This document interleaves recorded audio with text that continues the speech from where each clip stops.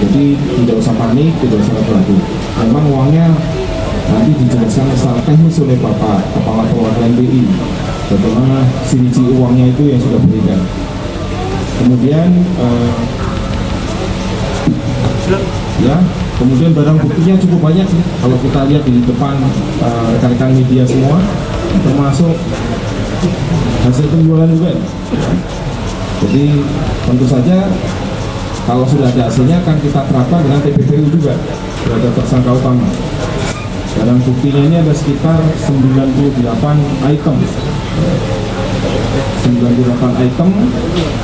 Ya, itu baru TKP 1. Begitu TKP 2 masih banyak lagi.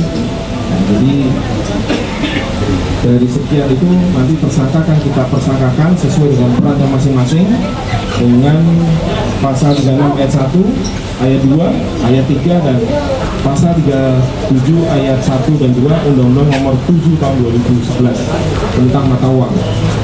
Jadi dengan ancaman pidana paling lama 10 tahun hingga seumur hidup. Jadi uang palsu yang ditemukan di sini ini seperti gunung es. Jadi permukaannya saja, tetapi yang beredar mungkin sudah banyak. Ya, kita tidak tahu. Jadi sesuai dengan Undang-Undang Nomor 7 Tahun 2011 tentang mata uang, itu Bank Indonesia itu sebagai lembaga, satu-satunya lembaga yang berwenang untuk mengelola uang. Nah, mengelola uang itu ada 6. Yang pertama adalah merencanakan, yang kedua adalah mencetak, yang ketiga adalah menarik, keempat adalah mencabut, kelima memusnahkan, ada juga mengeluarkan.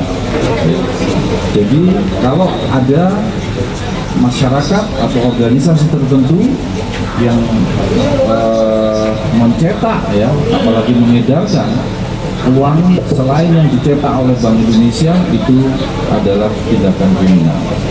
Dewi Alaudi selaku rektor, saya marah, saya malu, saya tertampar.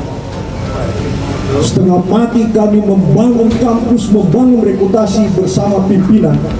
Ini hadir semua, warik 1, warik 2, warik 3, kepala biro. Dengan sekejap dihancurkan. Itulah sebabnya kami mengambil langkah setelah ini jelas. Kedua oknum yang terlibat dari kampus kami langsung kami berhentikan dengan tidak hormat.